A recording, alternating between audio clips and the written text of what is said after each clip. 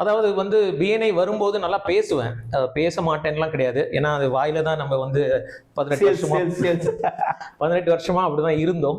So இங்க வந்து அது வந்த பிறகு என்ன மாதிரி பேசணும், எந்த வார்த்தைகளை எங்க உபயோகப்படுத்தணும், என்ன மாதிரி டோன்ல பேசணும், எங்க யார்கிட்ட பேசும்போது உரக்க பேசணும், கம்மியா பேசணும், எந்த ஆடியன்ஸுக்கு என்ன மாதிரி வார்த்தைகள் போட்டா அவங்களுக்கு ஈஸியா வந்து அவங்களை கவர முடியும், இந்த மாதிரியான விஷயங்கள் எல்லாமே வந்து பிஎன்ஐ வந்து சொல்லி கொடுக்குது. பிஎன்ஐல 8 மினிட்ஸ் இருக்கு.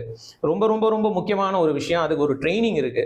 அதுல இப்படிதான் பண்ணணும், இதெல்லாம் செய்யணும் அப்படின்னு 30 செகண்ட்ஸ்னு ஒன்று இருக்கு. ஸோ அந்த 30 செகண்ட்ஸ்ல நமக்கு என்ன வேணும், நம்ம என்ன கொடுக்க முடியும் அப்படிங்கிறத, நம்ம என்ன செய்யறோம் அப்படிங்கிறத 30 செகண்ட்ல கொடுக்கறதுக்கு நம்ம ட்ரெயின் பண்ணி வந்திருக்கோம். ஸோ ஜிஎஸ்கேல இருக்கும் போதும் ட்ரைனிங் நிறைய இருக்கும்ல. ஜிஎஸ்கேல இருக்கும் போது வந்து ட்ரைனிங்ஸ் நிறைய இருக்கும், ப்ராடக்ட் ட்ரைனிங் இருக்கும். எப்படி பேசணும்னு சொல்லி கொடுத்ததே கிடையாது யாரும்.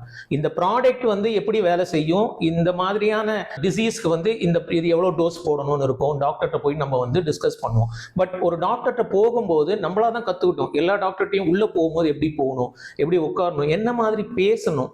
ஏன்னா வந்து சில டாக்டர்லாம் வந்து ஒரு அப்படின்றதுக்குள்ள திருப்பி வெளியே வந்துடும். நம்ம திருப்பதியில கூட 2 நிமிஷம் உட்காரலாம், பட் இங்க சில டாக்டர் கிட்ட எல்லாம் வந்து உட்கார முடியாது, அப்படின்றதுக்குள்ள போயிடணும். அது வந்து இப்போ ஆக்சுவலா எனக்கு கொடுத்துருந்தா இன்னும் கூட சூப்பரா பண்ணிருப்பேன், இந்த 30 செகண்ட்ஸ் எல்லாம் பண்றதுனால. Very good. So now you understand behaviour, யார்கிட்ட எவ்வளவு பேசணும், பேசக்கூடாது.